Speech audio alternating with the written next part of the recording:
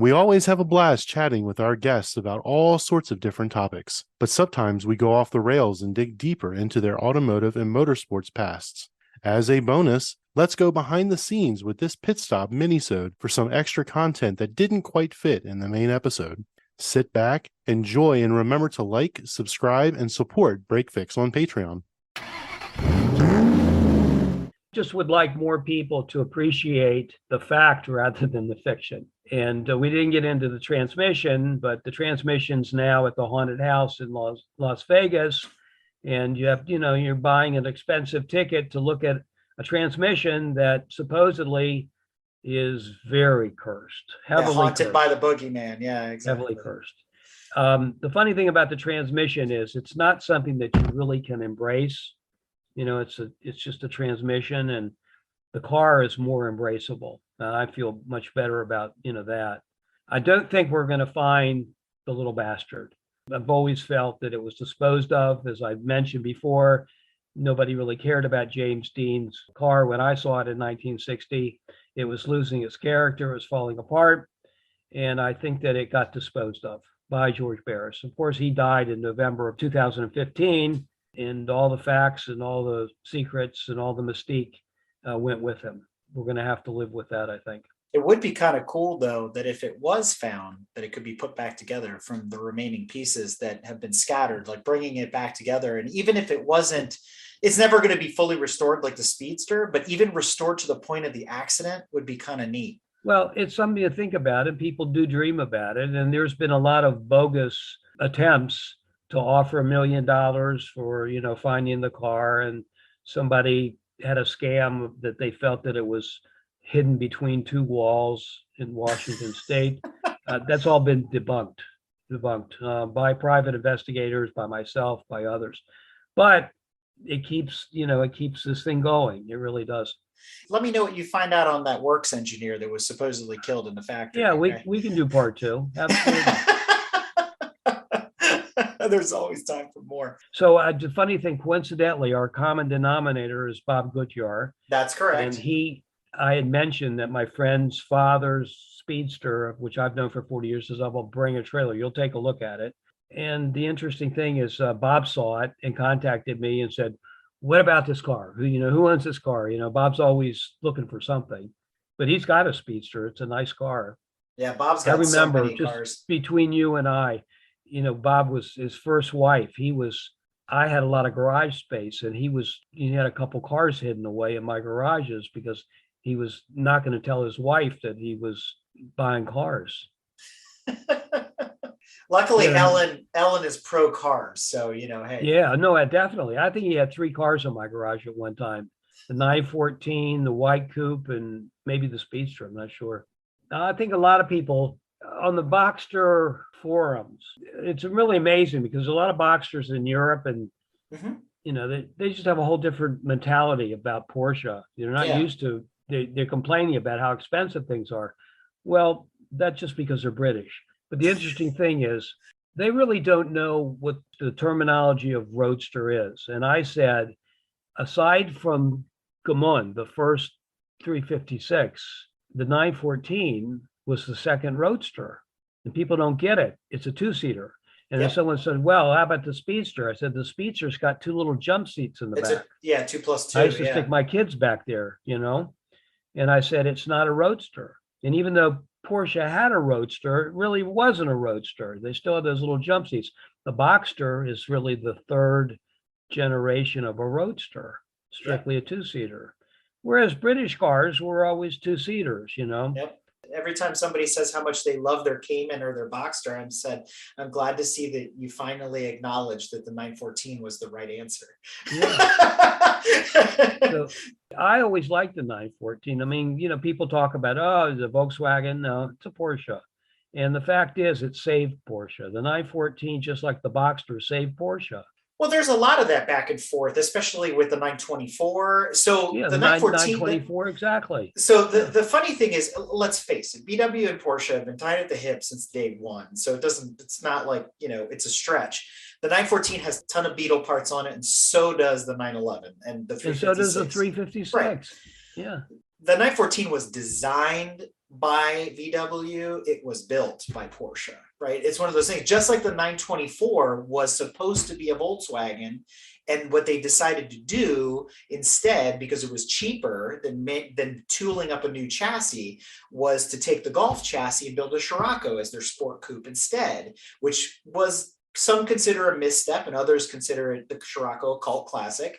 But it was powered by a VW Audi. It was an Audi truck motor in the 924, right? So, I mean, it had so many Volkswagen bits in it, it's not even funny, and you can cross match them and all that kind of stuff. So they've always been inbred, let's be serious. But the true Porsche purist, you know, the 911 owners, especially the 911s of the 70s and 80s, they're like, well, if it isn't a 911, it's not a Porsche. And it's like, well, get out of here. You know, Eric, I never felt that way. I had a 912, and when I went to join the Porsche Club in 1966, I had like the first 912. Yeah. And so when I stood up and introduced myself, they didn't say anything for a few seconds and they booed me. And I saw what they were doing. And I said, but I had a 356, and they booed me louder. And I said, after they got done, I said, you know, who needs this shit? And I walked out. Right. I didn't come back till 1972. I could have been in the Porsche Club for over 50 years, but it shows you the mentality of what it was, 356, 912. Not a 912 and not a 911. I never looked, you know, I liked the 914s. I mean, the club prospered because they were in a 914 and they were good autocross cars. I remember that. Yeah. I'm sorry that I don't own one. And Really? you know, and nowadays they haven't climbed as much as some of the other ones have, but the price on a 914 has gotten pretty high these days. But I've told my wife before, I said, you know, although we have too many cars, I would love to have a regular one along with this one. It would be cool to have two. It's fun to drive. Yeah, just to say I have a stock one and then I have this Frankenstein, right? So because it's impossible to go backwards with this car. Yeah. It would cost too much to do, and it's just not worth it. And I don't know where the original panels are. I'd have to find them, you know, that kind of thing. Yeah. So I just tell you, I have a Boxster that I bought, first generation. Oh, nice. I've got it in Atlanta. Guy was 89 years old, couldn't do the clutch anymore. Really took care of it. He lived in a heated and air conditioned garage. Took it to the Porsche parade. I didn't know where all the nooks and crannies were. This car was new on me, but I scored 98 points. I finished second. And I'm taking it to Pocono. And I was wondering, yeah. Yeah. And I'm going to finish first because that's the kind of guy I want to be. I want that car to be first. Really. And to make Bob mad. So it's all good. After you get first, then you can drive it a little bit. You don't care as much. Yeah, you know? Exactly. So, you know, just tell you one thing, I'm going to be 77. So I took all the wheels off, jacked it up, you know, I'm under there cleaning everything.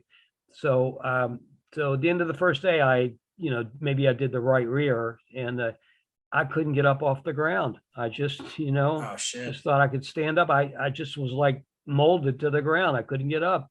So age is a factor. You got to do everything when you're young. Oh, and since you mentioned it, I'll leave you with this. So if you get a chance to go back through the catalog, this episode hasn't come out yet, but I'll send you a note when it does. I got the opportunity. It took me a year, but I got him on the line. I got to interview Chuck Bennett, the founder of Zymol. And I tell you what, he has an epic story, and some of the cars that he has literally put his own hands on, that he's worked on, and all these it was beautiful. And to your point about concours, I mean, he's all about it. And one of his sayings is, sometimes it's not the car you need, it's the car that needs you. And that you talk about starting big. I mean, we just open with that, and you're like, whoa. Yeah, the car needed me, because even though I'm myopic, I have a good set of eyes, I see things that could be better. And I said, like, Porsche really got cheap on these parts. They're not going to hold up. They're dust collectors. They didn't polish them off. They could have done a better job. It's those stories. Plastic. Right? There's a lot of plastic in the Boxster. I'm not used to that. That's for sure. What's really funny is, for the longest time, I was always in love with the Carmen Ghia. Right. I always thought that was the coolest thing. And again, another Beetle-based vehicle, whatever. Later, I discovered, because I nerd out on slightly more modern cars, and I found that, everybody's, the 914 is such an ugly duckling, this and that and the other. And I had this affinity for the Audi TT, the very first ones that came out. And I did a little homework, a little research, and obviously they're based on the Beetle when they reintroduced it. So was the Golf and all the rest of them that came out during that time period, 98 to, or 97, 98 for the Beetle through 2005. At any rate, I realized what happened there was much like what happened with the 924 story. The TT was actually designed by Volkswagen, and they were going to launch both cars side by side, the Beetle and the Carmen Ghia, at the same time. And Audi swept in and said, no, no, no, we need a two-door coupe. We need to do this, this, and the other because of heritage and some BS. And we haven't had a two-door car since the original UR Quattro. Well, they had the second gen, but it wasn't anything to write home about. So they swept in and they said, oh, we'll call it the Taurus Trophy and blah, blah, blah, which is a terrible name. And they shortened it to the TT. I own a TT. It's a race car. And it's much like this thing. It's a Frankenstein. But there's something about, I always told my mom, and she's rode in the car with me before it got ridiculous. You get in the car and you close the doors, and it had the same feel and actually the same sound and some of the componentry. And she's like, this feels just like the 914. And I'm like, yeah, there's just something odd about this car, and so, I've grown into that, but having this back in my life now, it's been amazing. And I've never given up on, my PCA membership or anything like that. And what's funny is, I worked at National and all that stuff for many years and all that kind of thing. So, but I go back to some of these meetings now and people are like, what kind of Porsche do you have? And I'm like, I have a 74 914. And they just look at me like I've fallen off of the moon, just like, you have, well, what? Well, people don't realize, the 914 had a good run, 6 years. Well, didn't last as long. No. And you know what? A lot of people even with the 912E, exactly. And a I people are looking for 912Es right now because they're like, it's a 911. Bob Guyar has one. Oh, I know. He bought one. I know who he bought it from. It's someone in the club. Oh, nice. But let me say this. Bob Carlson, who really was a big promoter of Porsche when they were at Nevada, I saw him at its 50th anniversary speedster event at Carmel in 2004. And I said to him, who's going to be the caretaker? Who's going to care about Porsches? And he said, well, that's one of my concerns. Unfortunately, he died. But I think that what he was saying was Porsche needs to step back and, care about their older cars. This guy, Schultz, well, I forgot his first name. He died. He was the president of Porsche. I met him at Monterey and he asked me what I was racing. And I said, I'm racing a 356 Sebring coupe. Oh, he said, that's nice, but we're in the business of selling new cars. For a second, he kind of threw me and I looked at him and I said, if it weren't for me, you wouldn't be president of Porsche. And he didn't say anything. I just said, you just remember where your roots are, buddy, Yeah. I'm racing this car and people are loving it. I'm racing a 356 and they're loving it. So I think Porsche's come around that mentality. You have to own a new car. No. They're restoring, older cars and for big bucks too. So they've got restoration centers all over the country, all over the universe. They got 7 of them now. Nice. Anyway, I'll let you know when the book comes out. It's all written except for the final chapter. We've got some administrative problems with France. They issued 2 registrations because somebody dummied up a fake car and they were stupid enough to send out a certificate on it. I wanted to mention, I don't know if you went back and listened to any of our other episodes, but I had John Warner IV on. And I don't know if you've looked into his book series, Little Anton, which deals with the history of we'll call it revisionist history of Dr. Porsche, right? Dr. Porsche Sr. and all this and World War II and all this kind of thing. You reminded me because we started talking about Paul Newman and he tells the story from the other side, from the Summit Point side in the late 70s and early 80s. And, how he was dating one of Newman's daughters and all this kind of thing. And he was a fantastic guest. But I was going to tell you, if you haven't read Little Anton, it's a series now. There's 2 books. It's a three-part because I have the original. He calls them the Brick and the Stick. So there's Little Anton, which is a 3-part volume, and then he just released right around Christmas time, Lion, Tiger, Bear, which is the 4th book in the series. I think it's the final book in the series, depending on when you talk to him. But the first book, especially, the back history, the way he adds color and builds the universe around Dr. Porsche and whatever. It's awesome. I mean, some of the other stuff, take it or leave it if you like it. But when you hone in on that part of the book, he does a fantastic job. And we talk about it on the episode. So if you haven't gotten a chance, it's definitely a slice in, the Porsche universe that you need to check out. Well, it's really unique. First of all, I mentioned that I had a Porsche at 19, used Porsche. The Volvo dealer sold it. I was driving by it. I saw it, and they let me have a test drive. And we're driving down this windy area, Park Heights Avenue Extended. I learned how to drive a Volkswagen with 4 gears, so I knew, the pattern. But I was a little nervous. And he says, keep your revs up. And so my revs must have been around 2000. And he meant downshift, from fourth to third. Well, I was concentrating. I grabbed his knee instead, which was easy to do in a Porsche, right? Right. He didn't know where the gear shift was. And he laughed. And, I was embarrassed. I wasn't embarrassed because I didn't think about the sexual connotation of it. I was just embarrassed that it happened. Anyway, that's one story I like to tell. But he also said, you're mispronouncing the car. And I said, what do you mean? He says, it's a Porsche. It's a Porsche. It's a family name. And I never forgot that because half the people in this world pronounce it with one syllable. Okay. When I told my father I wanted to buy the car, he says, it's a German car. Now, I'm Jewish. So, his generation and the generation before, they were still thinking about World War II. Oh, yeah. So I said, no, Dad, they're Austrians. They're Austrians. They just happen to be making a car in Germany. And he said, well, yeah, but he said, didn't he make tanks for Hitler? I said, he was told to make tanks. I said, Dr. Porsche was, in jail. The French incarcerated him for years. So, so that's funny. And I brought that up on the episode. So John does a really good job of explaining all this. And he's actually a noted Porsche historian, just like you are, obviously from that side of the house. And, he talks about all the people he interviewed and how he built the book and all this kind of thing. And I asked him about that. And we talked about Porsche tractors, all this, who designed what and all this kind of thing, because Dr. Porsche designed the Beetle. Ferry technically designed the later 356, the ones you ran. The Gamon car was by Porsche Senior, and Bootsy actually designed the 911, right? So everybody gets it like one off when you talk to him about it, and he clarifies all that, and it's fine. And he goes, so this prison thing, he goes, you want to know why this went down? He explains it, and he's like, it's like when they caught Capone for tax evasion, not because of bootlegging and all that other stuff, the racketeering and everything he was involved in. He goes, it went down because of a bad deal between, it's like Peugeot and something, where he designed something and then promises were made and it wasn't delivered because then the Germans occupied Vichy France and all this kind of thing. And then later he goes, it was a vengeance ploy and they put Dr. Porsche in jail, right? So he lays it all out, and I'm just sitting back and I'm just like, all right.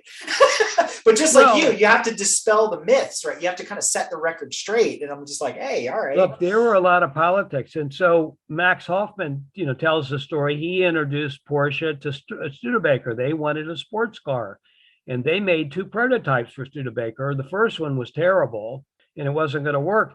But what did Porsche get out of it? They got over $1 million, for a future project, and that's what they needed. They didn't have any money, so Studebaker saved their ass. And then Studebaker got bought out by Packard, and the Porsche idea was gone. It's all politics. And you're 100% right. We interviewed Sal Finelli. I don't know if you ever met him. He's the owner-operator of Porsche Diesel USA. He bought it outright. He owns the Porsche Diesel Corporation that was based in Pennsylvania, all that stuff. He's based out of Virginia. Anyway, super nice guy. We did a whole episode on the Porsche tractors, and it was awesome. Like, he goes into all these details, all this stuff. But the same thing, he tells the same story. He goes, you don't realize Porsche was desperate for money, and they would do anything. Because I asked him, I said, Enzo was building tractors, Lamborghini was building tractors. Right, exactly. Why Porsche? And he goes, they were on the verge of bankruptcy every other minute. So anything they could put their hands on engineering wise, because Porsche had notoriety, he was considered a genius. They were like, here, go do this, we'll pay you. So they weren't bashful to sign up and say, well, okay, we'll design a tractor for you. And not only that, but they still had an agrarian society. Exactly. Because the World War II flattened them. They didn't have any industry going on. Yeah, that's really interesting. That's another thing. I should have bought a tractor too. So what's really funny is we do our monthly news episode and we have this thing called Lost and Found. It's this little section, and it's always about, maybe like cars that are still on a dealer lot that you can buy new today and all these kinds of things. And Sal goes, we had him on and we were joking. He goes, I got to tell you guys, I have the record right now. He goes, I have a Porsche tractor that has yet to be unsold. It's like a 1951 and it's at his shop. And he goes, I got all the paperwork and blah, blah, blah. It's all certified, but this tractor has never been sold. It is brand new. And I'm like, damn. Wow. So Michael's, the hobby shop, Michael's, Are you familiar with that? I saw they have a Porsche Junior tractor model for sale. Oh, that's awesome.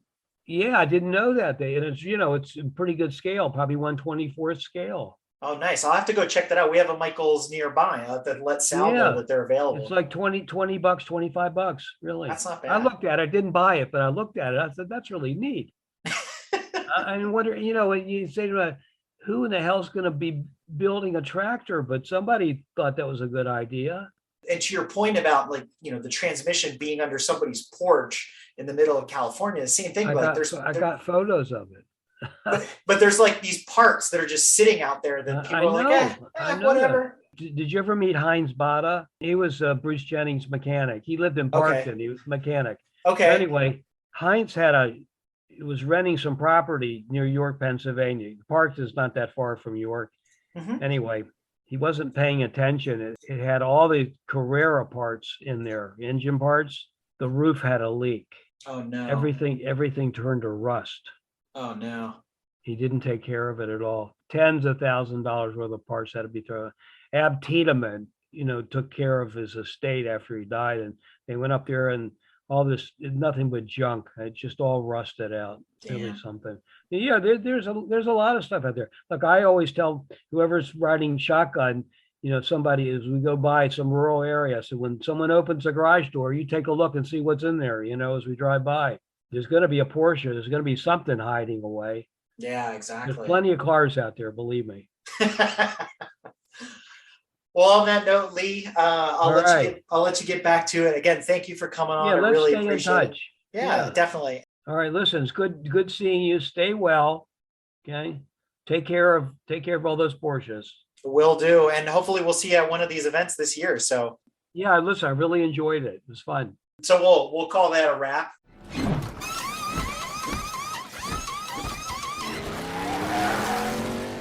We hope you enjoyed another awesome episode of Break Fix Podcast, brought to you by Grand Touring Motorsports. If you'd like to be a guest on the show or get involved, be sure to follow us on all social media platforms at Grand Touring Motorsports. And if you'd like to learn more about the content of this episode, be sure to check out the follow-on article at gtmotorsports.org. We remain a commercial-free and no annual fees organization through our sponsors, but also through the generous support of our fans, families, and friends through Patreon.